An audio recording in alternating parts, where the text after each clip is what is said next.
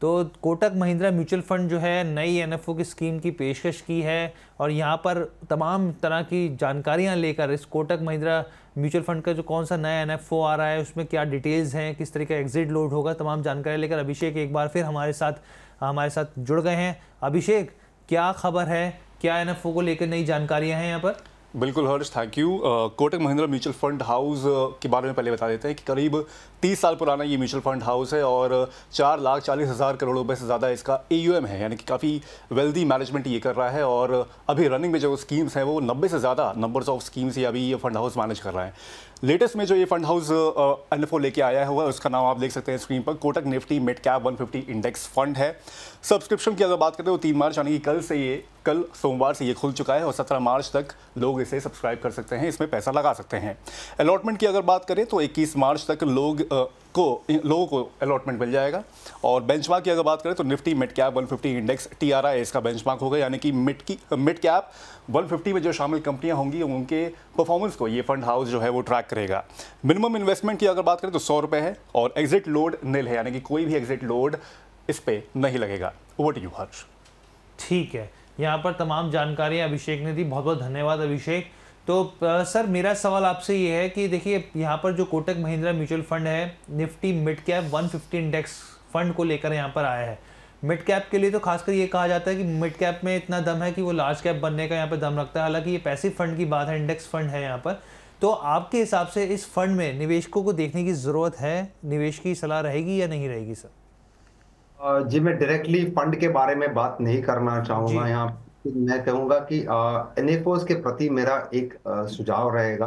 देखो, करीबन 700 750 funds available है मार्केट प्लेस में।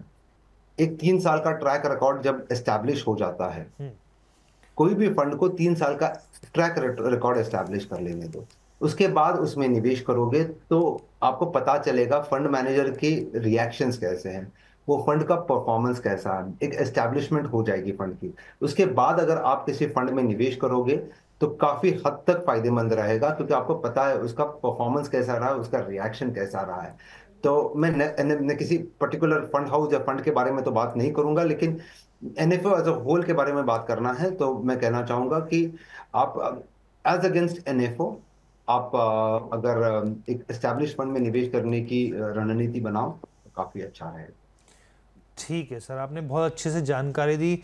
और हमारे साथ अभी आप ऋषिकेश जी को सुन रहे हैं जो कि आनंद राठी वेल्थ के डिप्टी CEO डायरेक्टर हैं। सर, बहुत अच्छा लगा आपसे चर्चा करके, बहुत मज़ा आया और तमाम पहलू पर हमने समझने की कोशिश करी आपसे, और हमारे व्यूअर्स के मन में जो भी कंसर्न होगा उसको दूर करने की यहाँ पर इस प्लेटफॉर्म के जरिए पूरी कोशिश हुई। अब हम कितने सार्थक हुए, कितने कामयाब हुए, ये हमारे व्यूअर्स बताएंगे।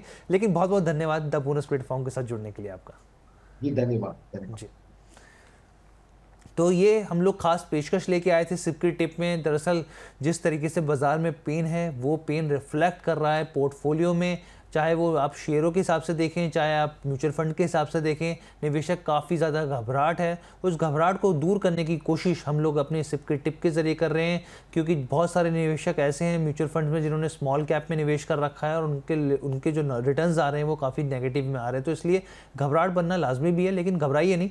आज का आप हमारा शो देखिए, अपने दोस्तों के साथ भी साझा कीजिए, रिश्तेदारों के साथ भी साझा कीजिए। और इसमें ख़ास तौर पर हमने कुछ ऐसे फंड्स भी बताए जो हमारे एक्सपर्ट ने बताया, हमारे जो गेस्ट थे, कि इन फंड्स में आप निवेशित हो सकते हैं आगे लॉन्ग टर्म के नज़रिए के हिसाब से। कैसी लगी आपको ये पूरी चर्चा, कमेंट करके ज़रूर बताइएगा। बहुत बहुत धन्यवाद।